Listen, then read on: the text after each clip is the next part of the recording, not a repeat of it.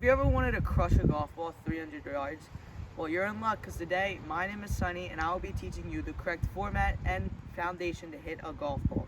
When you get older, you're probably going to need a sport to keep you active, and golf is one of those sports that can help you through that. I've been playing golf since I was 10, and although I may not be the best, I do have some knowledge that I would like to share with you guys today.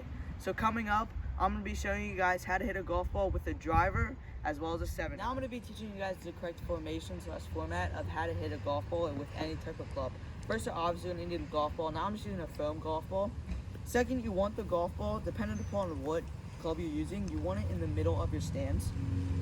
When you're setting up to the golf ball, your feet should be aiming to where you want to aim. So let's say you want to aim right, then your feet should be aiming to the right. Same thing with the left. Now, when you're taking the club back to hit the ball, your club should be pointing to the sky and not horizontal like this. When you're coming through the golf ball, your back foot, your front foot should move, and your head should be focused on the golf ball and not up towards the sky. When you're coming through the ball, your wrists should not be open or closed, as that could lead to going it right or left.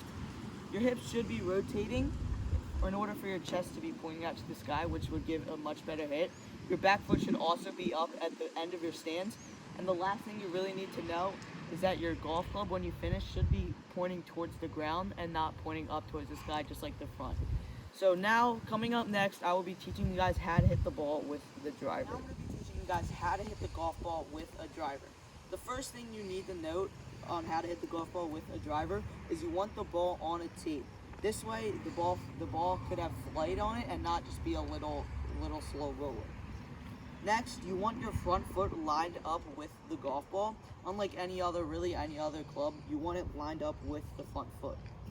When you're taking the club back, again, it should be pointed to the sky, but when you're bringing it down, it should be lagging behind your hands. It should be behind your hands and not like this, as it'll cause it to go left. When you're coming through the driver swing, you want to make sure you finish strong and clear.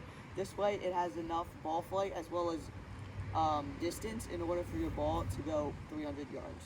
Here's me taking a full swing with the driver.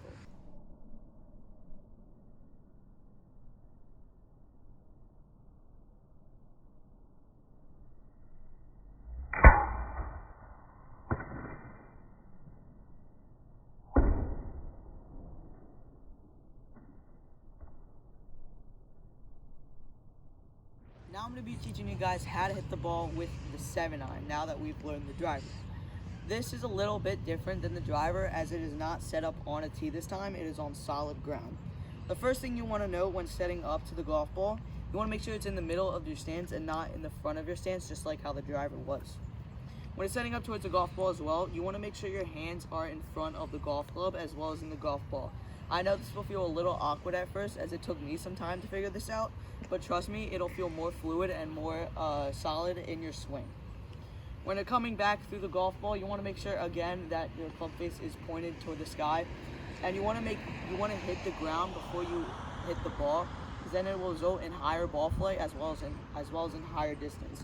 You also don't want to peek your head up too early, because then you'll hit the top of the golf ball and it will result in a little chopper to the ground. Here's me hitting a golf ball with the 7-iron.